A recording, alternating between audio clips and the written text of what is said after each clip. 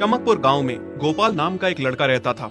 उसकी सौतेली माँ और बाप ने उसे घर से निकाल दिया था। उसकी सौतेली माँ ने सब कुछ अपने और अपने बच्चों के नाम पे कर रखा था और गोपाल को हिस्से के नाम पे 3 गायें दे रखी थी। गोपाल पढ़ा लिखा तो बहुत था, पर नौकरी ना मिलने के कारण उसने सोच लिया था कि वो अब उन तीनों गायें की खूब देख रेख करके उनसे जो दूध मिलेगा उसे बेच के अपना कारोबार चलाएगा।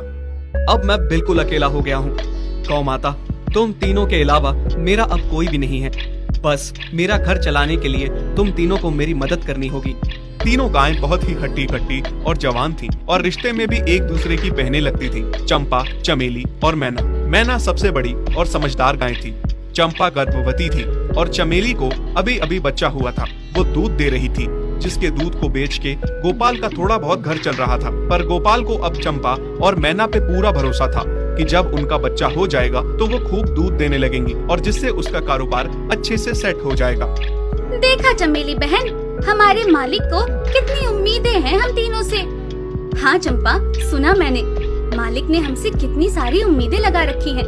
और उम्मीद रखे भी क्यों ना, कितना समय खर्च करते हैं मालिक हम पे और कितनी सेवा करते हैं हमारी, कितना खिलाते पिलाते हैं हमें। और फिर हम मालिक की उम्मीदों पे खरा ना उतरेंगी तो धिक्कार है हमारी जिंदगी पर। सही कह रही हो बहन तुम। चलो हम तो मालिक के लिए कुछ ना कुछ कर ही लेंगे। तुमने बच्चा दे दिया है, दूध भी दे रही हो, मैं भी गर्भवती हूँ। थोड़े दिनों में मैं भी बच्चे को जन्म दे दूंगी, फिर दूध भी देने लगूंगी। लेकिन इस मैना दीदी को देखो, हम दोनों से बड़ी हैं, एक बार भी बच्चा ना दे पाई आज तक। क्या इसका फर्ज नहीं बनता मालिक के लिए कुछ? ये तो बड़ी हैं, हमसे ज्यादा इसको मालिक के लिए करना चाहिए था, लेकिन हम छोटी होकर इतना सोच रहे हैं। तुम दोनों ऐसा क्यों कह रही हो? क्या गलत कह रहे हैं हम? सही तो कह रहे हैं। कितने सालों से बांझ पड़ी हो तुम। ऐसा कैसे कह सकती हो तुम?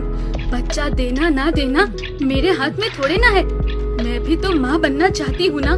मैं भी चाहती हूँ कि दूध दूँ और मालिक को मेरे दूध से कुछ फायदा हो। अरे तुम क्या बच्चा दोगी जो इतने सालों से नहीं दे पाई? तुम ये ख्वाब लेना बंद करो कि तुम बच्चा दोगी और तुम्हारे दूध से मालिक को कोई फायदा होगा। दोनों छोटी बहनें बड़ी बहन मैना की बेबसी का मजाक उड़ाती हैं और उस पे हंसती हैं। इस बात से मैना बहुत दुखी होती है और रोती है कि उसी की बहनें उसको दिलासा देने की बजाय उसे ताने मार रही हैं, उसका मजाक उड़ा रही हैं। फिर एक दिन गोपाल का पड़ोसी उससे कहता है, अरे गोपाल, तुम्हारी 2 गायें तो ठीक है, एक गाय का क्या है? उससे तुम्हें कोई फायदा नहीं है, बेच क्यों नहीं देते उसे? अरे नहीं नहीं भाई साहब, बेचना क्यों उसे? अभी बच्चा नहीं दे रही तो क्या पता कल वो बच्चा दे दे। कोई भी काम जल्दबाजी में नहीं करना चाहिए। अरे नहीं गोपाल, मेरे कहने का ये मतलब था कि तुम्हें अपना कारोबार जल्द खड़ा करने की जरूरत है, क्योंकि तुम्हारे घर वालों ने तुम्हारे साथ जो कुछ भी किया वो बहुत गलत था। अब तुम्हें जो भी करना है अकेले ही करना है। आगे शादी भी तो करनी है तुम्हें, उसके लिए भी खूब पैसा कमाना पड़ेगा। जब तुम्हारी सारी गायें दूध देंगी तभी तो कारोबार अच्छा चलेगा ना। हाँ, बात तो तुम सही कह रहे हो भाई। मेरी मानो तो तुम अपनी गायों को क्रॉस करवा के देख लो, शायद उससे बच्चा हो जाए। हाँ, ये सुझाव तुमने सही दिया, मैं कल ही ऐसा कर लेता हूँ। सुना तुमने मैना बहन मालिक की बातों को? कितना परेशान है मालिक तुम्हारी वजह से, पर तुम्हें तो कोई बात कह ही नहीं सकते। झट से बुरा जो मान जाती हो तुम। मैना ये सब सुन के बहुत दुखी होती है, पर करती भी क्या, उसके हाथ में कुछ नहीं था। गोपाल ने मैना को क्रॉस करवा के भी देखा, पर उसका भी कोई फायदा नहीं हुआ। गोपाल, जो सुझाव मैंने तुम्हें दिया था, क्या वो तुमने आजमाया? हाँ भाई, वो भी करके देख लिया, पर उसका भी कोई असर ना हुआ। ये गाय किसी काम की नहीं है गोपाल, मेरी मानो तो इसे बेच दो।